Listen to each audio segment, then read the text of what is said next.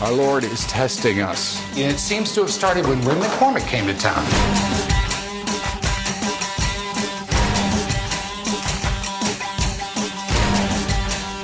My name is Ren McCormick, and I want to move on behalf of most of the senior class of Beaumont High that the law against public dancing within the town limits of Beaumont be abolished.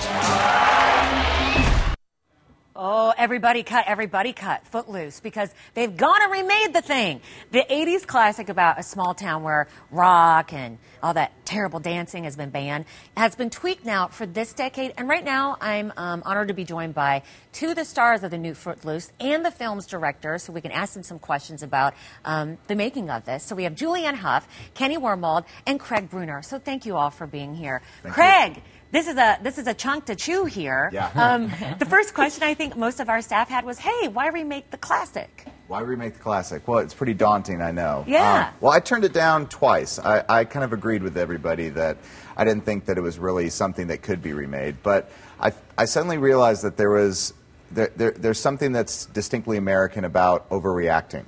And I think that it's also distinctly American to overreact for the right reasons. And I think what a lot of people forget about the original Footloose is that it was really about, a town that was, dealing with a tragic event, that 5 teenagers were killed in this car accident. And that's not just unique for the 80s. That's something that happens, unfortunately, every year. Mm-hmm. And so and I'm a parent now. That's the difference between me when I was 13, when I saw it in a theater back in 1984. I'm a dad now. So I can see myself lining up behind a town, enacting laws to keep kids safe. And I really felt that there was a way to tell the movie today that could be relevant and exciting. So there they are showing right now the original with right. Kevin Bacon. Yep. And I did see it yesterday in a screening, and I thought that it must have been very difficult for you to choose, I'm going to keep this from the classic, right. and I'm going to add and tweak this line to make it a little contemporary. Right.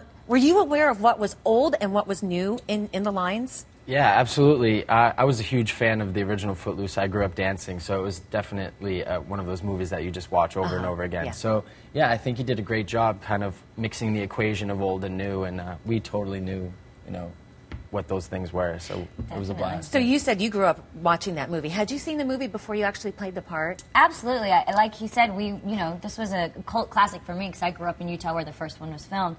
So if you hadn't seen it, something was wrong with you.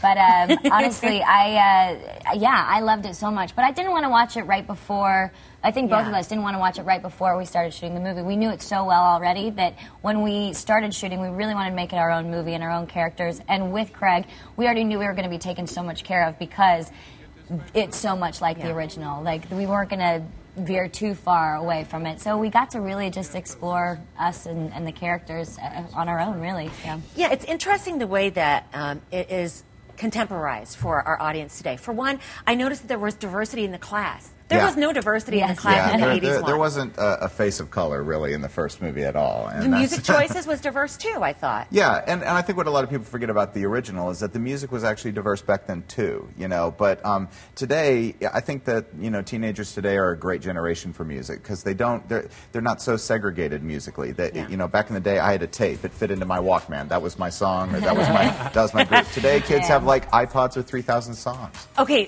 Kenny and Julian, I'm supposing that you guys did your own dancing since you're both professional dancers. That's correct. We did, yeah. We had a great choreographer in Jamal Sims, and between Craig and Jamal deciding what to do, I think we were ready to handle whatever they threw at us. It was fun. We got to kind of for me, I got to tone it down a little bit because I wanted to act like I was 17 years old and not a professional dancer. So it was fun. I toned down the choreography a little bit. Okay, so here's your chance right now to sell it to the audience. Why should they go see this October 14th?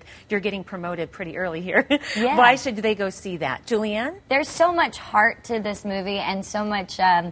Craig always says that when he went and saw the movie in 1984, he left with such, a feeling of inspiration and just happiness and joy. And there's something about, what we did that balances that. We have the same feel as it did in 1984. And, you know, parents that watched it when they were, you know, 13 years old back then are taking their kids and they're watching their kids' face light up the way that they felt when they were 13. So Can he sell it, baby? yeah. She says it great. I think if you're a skeptic at all, skeptical of the original, you know, why did we make a remake? Just go see it, because we did it in a very respectful way, and I think we did it right. Yeah, I enjoyed it. I really did. It was just enough of the old time stuff and just enough of the new stuff to be gripping still. So good job. Thank you. Thank very you. much. It is nice to talk to all three of you. Best of luck. Thank you Thank so you much. so much. All right. And we'll be right back after we cut loose.